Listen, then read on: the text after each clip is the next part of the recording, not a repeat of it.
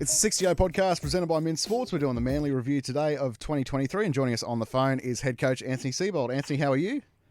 Yeah, going well, thanks, Tom. And also joining you, Damien Seibold. I think this is the first time in my life I've actually call you Damien. So. Yeah, I know, but yeah, weird. Hey, Anthony, travelling around a lot, going to Vegas. How's it been the off-season?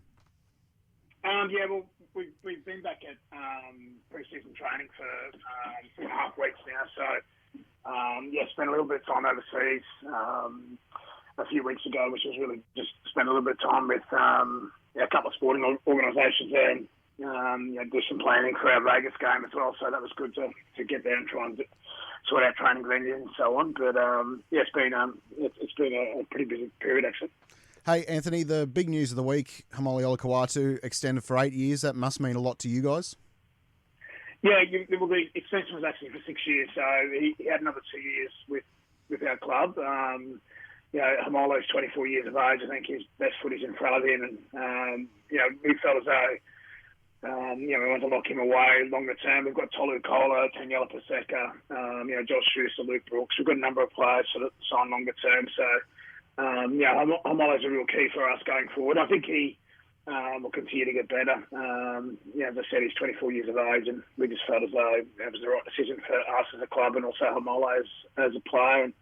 And it's a long-term deal, but we feel as though it's beneficial to both parties. Mate, he's actually turned into one of my favourite players. I think over the last 12 months, how damaging he is with the footy, but also in defence. He's very physical when he gets up off the line and really gets stuck into people. I'm sure he lifts everyone around him when he has those games where he gets physical and tries to dominate with the footy and obviously without it. Yeah, definitely, mate. I think he's probably one of the most physical players in the competition. Plays on our right edge. And other than 10 minutes, whereas he'd been against Newcastle in our Golden Point draw against them in Mudgee during the year, he played every minute of every game, which is remarkable when you think about how tough the NRL is. So, look, he's got a real presence for us, and he's developing into a real leader. Like, a lot of the guys, particularly the young Pacifica boys, look up to Hamolo. He's a great role model. He's a real family man, and we just want to give him some security. So, really excited about coaching him going forward. Anthony, the decision to go after Luke Brooks. Can you talk to me about the decision to first of all try to go after him, and then what you think he will bring to your club? Yeah, well, I think Brooksy brings a great deal of experience as far as he's played 200 games, and it's been challenging too because he's been at a club that, unfortunately for him, hasn't, seen play football for a number of years. So, although he doesn't have finals experience, he's an elite player. I think, when he come through and burst on the scene, many years ago now, everyone tried to compare him to Andrew Johns at the time, which is quite unfair because no one's going to be like Andrew Johns. So, he's always come with a lot of, there's been a lot of critique around his game, but he's got a fantastic left foot kicking game. He takes the line on. He's not an organising player, and we don't need him or want him to be an organising player. We just want him to free him up, and we put our arms around him, welcome him to Manly. I know he's enjoying his footy with regards to, what we're doing pre-season, and we wanted to bring, someone who, essentially can, playing that number 6 jersey or in the halves for us over the next 4 years. So, brings a great deal of experience. Yeah, it'll be exciting, mate, because his best attribute is his running game, in my opinion, and I also think he's probably one of the best short-side attacking players in the comp as well. So if he can just free himself up and enjoy himself, I think he'll be great for us. So you mentioned him before, Daniela Paseka, but I thought him and Toff Sipley were both outstanding, and they grew a lot as leaders and players over the last 12 months as well. Were you impressed with how they came along during the season? Yeah, definitely. With Daniela, he's always had a lot of potential. He came to the West Tigers as a young player, and the Manly team brought him, I think, when he was about 20 years of age. So he's been in the club for a few years, but I really wanted to back him, and from the minute I walked in the door, I said to him, "You're going to be our starting front row," and again gave him real clarity on what his role was. And I think everyone saw that he probably had a career best season, but I think he's got more in him. I think he can be one of the really elite front rows in the game. So I don't feel like he's reached his potential or his ceiling yet. So, the challenge for me as a coach and the challenge for Taniela as a player is he's got more he's got more in him. With regards to Toff Sibley, Toff's a great guy. He's a real glue of our team. Unfortunately, he ruptured his pec in a gym session this week. So he'll be out for 3 months. But, he did a teaching degree. He came to the Warriors. In actual fact, he taught one of our players, Schuster, over in Auckland, which is quite funny. But yeah, he's just a real glue, and again, look, I felt as though he played some pretty consistent footy. The gap between his best and his worst was pretty narrow. So, unfortunately, he won't be on the field for 3 months, but he's a real chance of being back. If not for round 0, certainly round 2 games. Okay. So, there's a bit of light at the end of the tunnel there. Hey, Anthony, the decision to get Luke Brooks naturally moves Josh Schuster to the back row. There's very few players that have dominated headlines like Josh Schuster this year. What are your hopes for him in 2024? I just want to see him, enjoy his footy, get his body right, free him up. He's a young man, mate, who, again, has had a lot of media scrutiny, but, I've got a great deal of respect for the late Bob Fultman, and Bob saw something in Shuey when he was 14, 15 years of age, and he's been with the Manly Club ever since. And he's got undoubted potential. The challenge for him is to own his own career, and we feel as though he's showed some real good signs. And I even think, extending out a contract. Not many people know that he took a reduced contract to stay longer term with the club because he feels as though it's the right club. We're the right group to get the best out of him. But he's a young man, mate. He's nowhere near his potential. Anyone who knows anything about young men, you don't actually start to, work it out until you're 25, 26, 27 years of age. So we're just going to be patient with him and not expect him to be the finished product. So and that's it. And the truth doesn't make a good headline either. So it's never going to be the narrative that Josh Schuster's taken less to stay. It's every other headline makes it a better story for the media. So. Frustrating. Yeah, and look, because I think everyone can see his undoubted talent, I think, he's got so much potential, so much talent. I really like him, mate. He's a really, really good young man. But, he's a young man. He's a young man. So he'll still find his way in life and still find his way with his footy.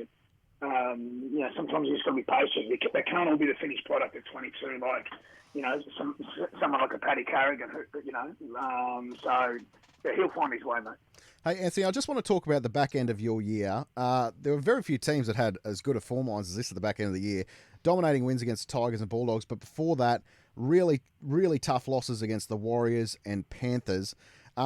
Just on the Panthers game, I thought it was one of the best approached games all year by a team going up against Penrith, and a couple of ordinary decisions in both of those games. Does it give you a lot of confidence knowing that even at the back end of the year, when finals still were possible but not probable, your team was still able to find something there? Yeah, look, I was really proud of the way we finished the season. We had a lot of guys unavailable, the back end of the year, but I just thought our approach to wanting to get better, the way that we played our football was really good. And, you talk about that Penrith game. We had the attitude. We can't go and try and grind out a win against Penrith because if you do that, they're the best at it and they have been for about 3 or 4 years, right? So, why, go into the ring against them and play to their strength? So we had a real approach to break their pattern, that was our mentality or our theme of the week, so short contestable kicks, kicking on early tackles. Now, it didn't always work. But, we had some, we gave them a real fright. And all I wanted to see from our boys in that particular game was go out there, compete really hard, but compete on our terms and use our weapons. I'm a real strengths-based coach. I reckon that's one of my learnings as a coach. Don't try and get your team to play like someone else. What are our weapons? Our weapons are our speed, so we shifted out of yardage. Our weapons were our kicking game, so we kicked on early tackles. We put some pressure on their back three by finding grass, contestable kicks, all those sorts of things, mate. So I thought we were really enterprising that particular night, albeit we didn't get the result, but we pushed them hard, and that's what I wanted to see.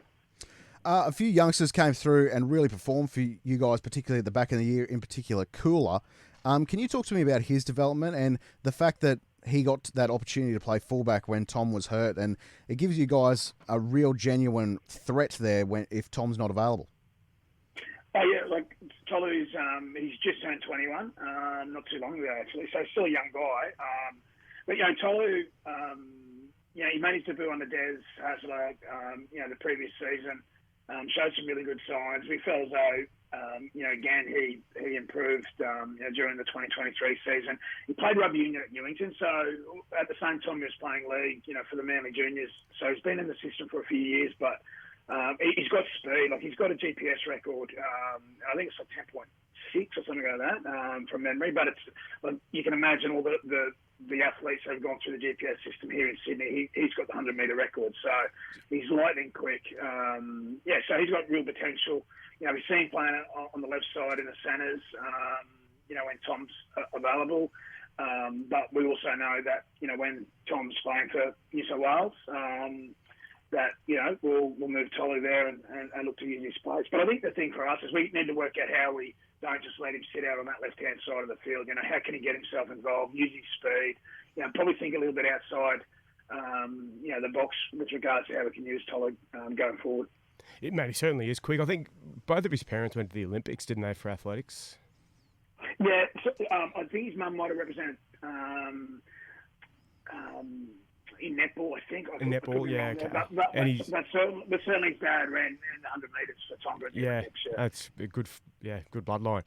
And, mate, speaking of speed, I think after meeting him in person, one of my new favourite players and people, Ruben Garrick, hopefully he has an unhampered season and you get the best out of him, because when you've got Garrick, Kohler, Tom Trbojevic, Saab all fit and firing, there's some serious speed in that back line. Yeah, definitely. I think, as I said before, mate, our weapon is our speed, our weapon is our kicking game. And Ruben's part of that. We only saw him play in the centres on the right side one game this year against the Dolphins, and I just thought him and Jason Saab looked really threatening every time they touched the footy that particular occasion. Now, because of player unavailability, we weren't able to get him and Tolu in their preferred positions, and we're all playing at once on too many occasions. So, yeah, look, Ruben's having a really good pre-season. He's elite fit, elite strong in the gym. So he's preparing really, really well. He's bulked up a little bit as well. He's looking really powerful. He really wants to make a go of it in the centres. I see, that right side centre position as his going forward. And I really think, mate, if he can continue to improve him and continue to be consistent, he can push for higher honours as well. So, he's a good man, as you know. He come up and spent a little bit of time at St Brendan's and at the Rockhampton, schoolboys rugby league grand finals with Ethan Bullymore, and they're really good ambassadors for our club. And how's Tom, Anthony? Tommy Trbojevic? Yep. Yeah, Tom's going well. As I said, we're 4.5 weeks into our pre-season. He's going really well at the moment. His pec's repaired. It's always that sort of 3 to 4 month return. But he's fit and strong. Tom's like 108 kilos, and he's runs 9.5 meters a second. So he's some sort of athlete. He's going really good. And he's our leader at the moment with some of our representative players still on their off-season break. So he's been fantastic driving the standards and inducting and integrating the new players to our squad as well. And just finally, Anthony, you must be really excited heading into next year. It's a great opportunity to go over to Vegas and be one of the first teams to play over in Vegas. But then after that, this is a really talented squad. Yeah, look, we got a lot of potential, right? And our whole what we're trying to do is try and break that cluster of teams. Like, we're in that cluster of teams, Tom, where Team 5 to Team 14 are really, really close. Like, there's not much between them. Like, we were 2 Golden Point results going against us away from finishing 6th position. So it's a really, really tight competition. So we're working out how we break that cluster of teams, and we've got some things that we're doing in and around how do we create a competitive advantage. And one of the things is we've got talent, but we need to continue to have an approach that is a little bit different to other teams.